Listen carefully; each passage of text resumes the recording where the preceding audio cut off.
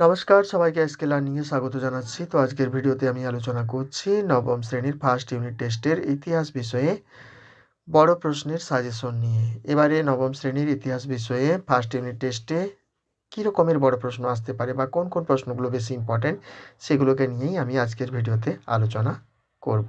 চলুন জেনে নেওয়া যাক কোন কোন প্রশ্ন এবছরের নবম শ্রেণীর পরীক্ষায় আসার সম্ভাবনা বেশি। তো ১ নম্বর যে প্রশ্নটা আমি ৮ নম্বরের জন্য বলছি সেটা হচ্ছে ফরাসি বিপ্লবে দার্শনিকদের অবদান বা দার্শনিকদের ভূমিকা আলোচনা করো। ৮ নম্বরের জন্য এই প্রশ্নটা ভেরি ইম্পর্টেন্ট, তোমাদের আরেকবার বলে দিচ্ছি, ফরাসি বিপ্লবে দার্শনিকদের ভূমিকা আলোচনা করো। তো এই ধরনের যদি প্রশ্ন আসে তাহলে তোমরা মন্তেস্কুর অবদান লিখবে, রুশোর অবদান লিখবে এবং ভলতেয়ারের অবদান অবশ্যই লিখবে। এই ৩ জনের অবদান অবশ্যই লিখতে হবে। এছাড়াও আরও যারা ফিজিওক্র্যাট রয়েছে তাদের অবদানও তোমরা লিখতে পারো, ঠিক আছে। ২ নম্বর যে প্রশ্নটা তোমাদের আসার চান্স আছে এই একই চ্যাপ্টার থেকে, সেটা হচ্ছে ফরাসি বিপ্লবের সামাজিক এবং অর্থনৈতিক কারণ আলোচনা করো। এটাও কিন্তু ভেরি ইম্পর্ট্যান্ট। ৩ নম্বর যে প্রশ্নটা বলছি সেটাও কিন্তু মোস্ট ইম্পর্ট্যান্ট প্রশ্ন। এই একই অধ্যায় থেকে ফরাসি সংবিধান সভার কার্যাবলী আলোচনা করো। ৮ নম্বরের জন্য এই প্রশ্নটাও তোমাদের কিন্তু ভেরি ইম্পর্ট্যান্ট।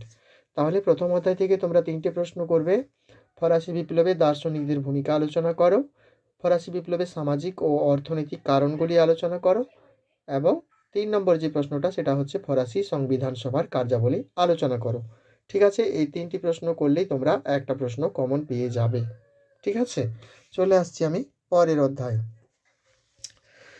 পরের অধ্যায় থেকে যে প্রশ্ন আসার চান্স বেশি এবছর ৮ নম্বরে, সেটা হচ্ছে নেপোলিয়নের সংস্কারগুলি আলোচনা করো। ঠিক আছে, নেপোলিয়নের বিভিন্ন যে সংস্কারগুলো রয়েছে, শিক্ষা সংস্কার, অর্থনৈতিক সংস্কার, ধর্মীয় সংস্কার, সেগুলো কিন্তু তোমাদেরকে, শাসনতান্ত্রিক সংস্কার যেগুলো রয়েছে সেগুলো কিন্তু ভালো করে পড়তে হবে। এটাও কিন্তু আসার অনেক চান্স রয়েছে। ঠিক আছে, ২ নম্বর যে প্রশ্নটা তোমরা করবে এই অধ্যায় থেকে ৮ নম্বরের জন্য সেটা হচ্ছে নেপোলিয়নের পতনের কারণগুলি আলোচনা করো। ঠিক আছে, এটাও কিন্তু অনেক ইম্পর্টেন্ট রয়েছে। এছাড়া করবে তোমরা এখান থেকে নেপোলিয়নের রাশিয়া অভিযানের বা রাশিয়া আক্রমণের সংক্ষিপ্ত বিবরণ এবং এই আক্রমণে তিনি ব্যর্থ হয়েছিলেন কেন, এই ধরনের একটা প্রশ্ন কিন্তু আসতে পারে।